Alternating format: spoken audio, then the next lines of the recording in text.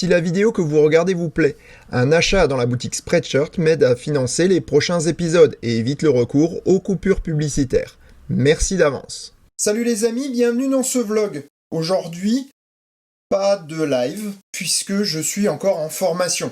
C'est mon dernier jour, alors je le tourne bien entendu un petit peu à l'avance, mais normalement, aujourd'hui c'est jour d'examen. Et on va en parler un tout petit peu tout à l'heure. Par contre, je voulais revenir sur Hydrosilex, parce qu'on m'a posé énormément de questions les derniers temps, et finalement ça fait 6 mois maintenant que j'ai posé la dernière couche, et j'y ai pu toucher depuis, bien sûr.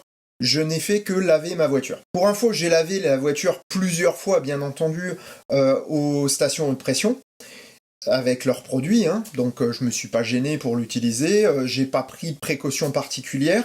Par contre, en septembre, j'ai pris le shampoing Hydrosilex, parce qu'apparemment, ça aide à fixer la protection, mais également à redonner un coup de brillant. Et effectivement, après l'avoir testé, le shampoing Hydrosilex, franchement, ça donne un petit résultat un petit peu sympa, et ça permet de relisser la protection, de lui redonner brillant, profondeur, enfin c'est plutôt pas mal. J'avais fait une petite vidéo que j'ai pas gardée parce que la qualité était trop pourrie. Alors par contre, j'ai fait une vidéo il y a quelques jours, parce que j'ai nettoyé ma voiture. Aujourd'hui, j'ai pas trop envie parce qu'il fait -1 dehors. Et avec -1 degré, clairement, je lave pas la voiture. Même si c'est avec un seau ou quoi que ce soit. Donc voilà. Par contre, j'ai également testé un produit qu'importe ACC. Et ce produit, c'est ça.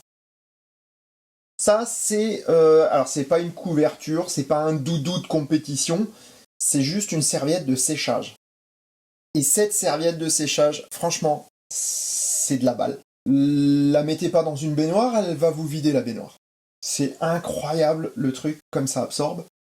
Et franchement, quand vous êtes dans une situation comme en printemps, quand il fait un peu frais, machin, sécher une voiture, c'est une galère. Et si vous la séchez pas, vous aurez des traces. Donc, ça, c'est franchement bien, c'est pas très cher. Je vous mets le lien en description sur le site d'ACC, qui fournit également Hydrosilex et tous les produits. Merci ACC de m'avoir offert ça, parce que franchement, ça m'aide énormément, ainsi que les petites lingettes, qui sont un peu moins chères que les lingettes de chez Hydrosilex et qui sont tout aussi bonnes. Donc, vous pouvez y aller les yeux fermés. Ça, c'était pour Hydrosilex, première partie du vlog. Deuxième partie du vlog, on va parler un tout petit peu de certains commentaires. J'ai eu dernièrement quelques commentaires concernant ma diction, concernant ma manière de faire mes vidéos. Aujourd'hui, il faut bien comprendre que lire un texte sur un prompteur, c'est pas facile du tout. Créer quelque chose qui ait du rythme, qui ait de l'allonge, qui permette d'avoir des vidéos intéressantes, c'est pas comme parler à quelqu'un, un copain, un ami, ça se prépare, ça se travaille, et ça demande une certaine diction. Parce que vous ne pouvez pas le faire de la manière dont vous parlez à quelqu'un. Et je sais que ça paraît moins naturel, ça j'en suis conscient. Mais ce n'est pas possible de le faire autrement, à moins d'être un professionnel qui a 20 ans d'expérience ou qui a fait du théâtre. C'est pas mon cas. Moi, je fais avec les moyens du bord et j'apprends. J'apprends tous les jours, je m'améliore, j'aspire à m'améliorer. Et donc de ce fait-là, forcément, ce sera jamais parfait. Alors je reviendrai pas en arrière parce que j'estime vraiment que toute cette préparation, tout ce travail de mise en forme est aussi importante que la partie fond. Donc j'ai pas envie de changer ma manière de faire.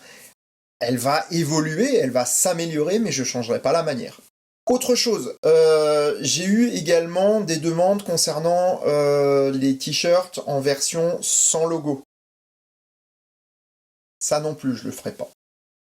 Il y aura toujours le logo du Choucroute Garage, quel qu'il soit, il va évoluer aussi, il va aller vers quelque chose de différent dans les prochaines années, c'est une certitude.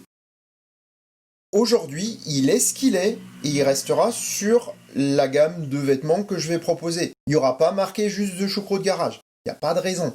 C'est aujourd'hui, ce logo, moi, il fait partie de la chaîne, et il fait partie de l'image que vous pouvez avoir et que les gens vont avoir de ma chaîne. Voilà pour la réponse à certains commentaires. Ne le prenez pas mal, c'est juste pour vous dire que les choix que j'ai faits, ils sont réfléchis et je compte bien les garder parce que ça fait partie de mon identité. Pour ce qui est du présent, je suis aujourd'hui à mon dernier jour de formation en tant que télépilote de drone. Eh oui, télépilote professionnel de drone, ça existe, c'est même quelque chose de très important. Je sais que le titre du vlog vous aurait interpellé et c'est en fait en rapport direct avec cette formation que j'ai mis ce titre. Acheter un drone à Noël, le faire voler, faire quelques images et les partager sur YouTube, ça paraît très anodin tout ça. En fait, ça ne l'est pas du tout. Pour plusieurs raisons. Sachez que faire voler un drone, ça va demander un minimum de connaissances. Et ce minimum de connaissances, c'est les règles de l'aviation civile. Aujourd'hui, vous avez le droit de faire voler votre drone chez vous sur votre propriété, tant que ça ne dépasse pas la hauteur du toit, et que vous restez bien dans votre périmètre en faisant un vol tranquille, sage. Ça, c'est tant que vous n'utilisez pas de caméra. Dès que vous allez utiliser un appareil photo ou une caméra, tout change. Imaginons que lorsque vous faites votre vol, vous fassiez des photos du voisin. Il est en train de s'amuser dans sa piscine ou avec sa maîtresse ou je ne sais pas, peu importe. Si le voisin s'en rend compte, eh bien, il est tout à fait en droit d'estimer que vous violez sa vie privée et son intimité. Ça peut vous coûter très cher. Si en plus vous diffusez, ça peut aller jusqu'à 1 an de prison et 75 000 € d'amende. Je sais, c'est énorme. C'est bien sûr une limite supérieure. Pourtant, on a tous vu sur les vidéos YouTube, sur mes propres vidéos, il y a eu des vols drones et des images drones. Après, entre un vol drone fait à 3 mètres de haut autour d'une voiture, en faisant attention qu'il n'y ait pas d'arbres, qu'on foute pas le bordel, et qu'on prenne pas la vie privée des gens en otage, ni d'ailleurs les visages, etc., ça pose pas beaucoup de problèmes, mais ça expose quand même à une amende. Généralement, il est un peu salé, ça dissuade. Aujourd'hui, toute diffusion d'images aériennes, qu'elle soit sur YouTube, qu'elle soit sur Facebook, qu'elle soit sur Twitter, sur n'importe quel support internet, du moment que c'est accessible à votre cercle élargi de connaissances, c'est-à-dire en dehors de votre famille proche, est une diffusion. Lorsqu'il s'agit d'une diffusion, si vous n'en avez pas l'autorisation, si vous n'en avez pas la qualification, ça peut aller jusqu'à 1 an et 75 000 € d'amende. Donc sachez que toutes les vidéos YouTube, Facebook, Twitter, peu importe, Instagram, qui sont sur Internet, qui sont faites par des gens qui n'ont pas le diplôme de télépilote délivré par la DGAC, eh bien tous ces gens-là sont susceptibles d'être attaqués en justice avec des pénalités très lourdes, comme je vous l'ai dit tout à l'heure.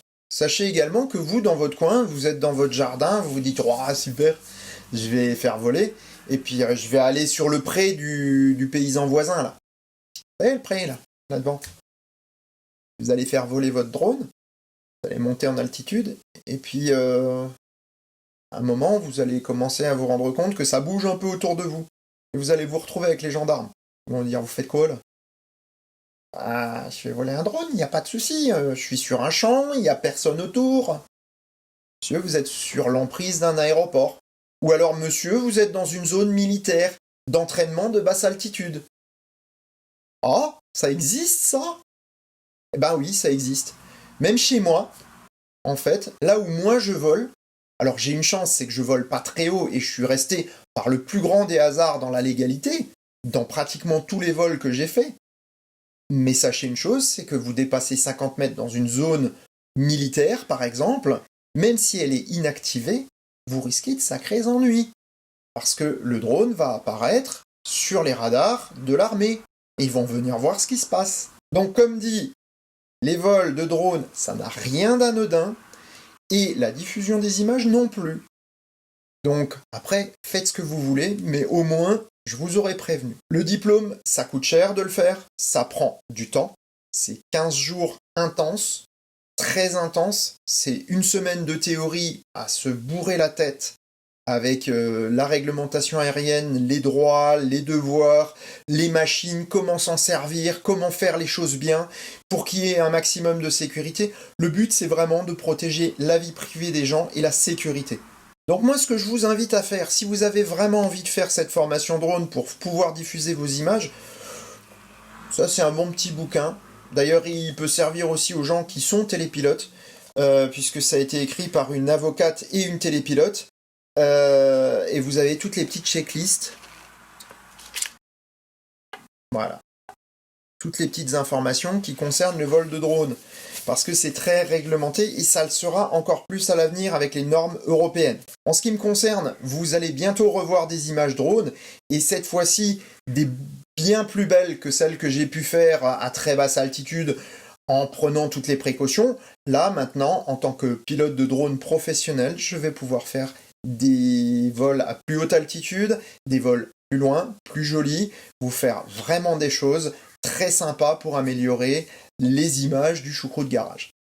Voilà, vous savez tout pour aujourd'hui. Je vous donne rendez-vous mardi pour l'éclair d'infos et vendredi pour un épisode sur le Cybertruck, ou plutôt sur les Cybertrucks. Je pense également vous refaire un vlog dans 15 jours, puisque j'aurai beaucoup de travail pour reprendre un peu mon retard et vous refaire des épisodes d'ici la fin de l'année. Voilà. Et sur ces bonnes paroles, je vous souhaite bonne route. Je vous dis à bientôt dans un prochain épisode du Choucroute Garage. Salut!